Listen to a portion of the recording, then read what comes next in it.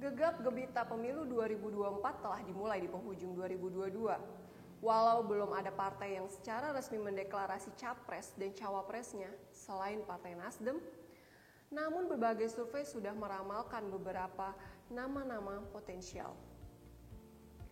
Lembaga-lembaga riset seperti Saiful Mujani, Indikator Politik Indonesia, Litbang Kompas, DTS, dan Lembaga Survei Nasional memprediksi nama-nama bakal Capres 2024 antara lain seperti Prabowo Subianto, Ganjar Pranowo, dan Anies Baswedan.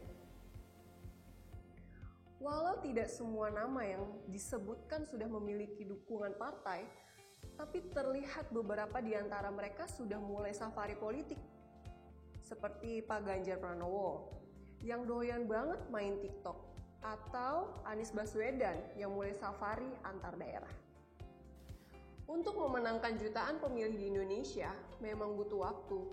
Tapi, Sobat Populis, tahu nggak sih siapa pemilih aktif tahun 2024 besok? Survei BPS tahun 2020 menunjukkan komposisi penduduk Indonesia mayoritas adalah generasi Z dan milenial. Jika digabungkan, kedua generasi ini menempati 53,4% dari populasi Indonesia, dan dari total tersebut, 41% diantaranya akan menjadi pemilih aktif pada tahun 2022. Jumlah akhir ini akan mewakili 58,3% dari total pemilih tetap. Dengan kata lain, pemilih pemuda yang mewakili generasi milenial dan generasi Z akan menjadi penentu dalam kemenangan pemilu 2024. Pertanyaannya adalah, apakah para generasi ini akan peduli terhadap politik? Terutama generasi Z yang mayoritas diantaranya akan menjadi pemilih pemula. Survei CSIS menunjukkan bahwa minat pemuda terhadap politik masih sangat rendah.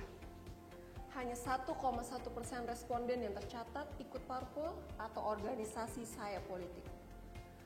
Sementara, keinginan untuk terjun dalam politik praktis hanya 15%.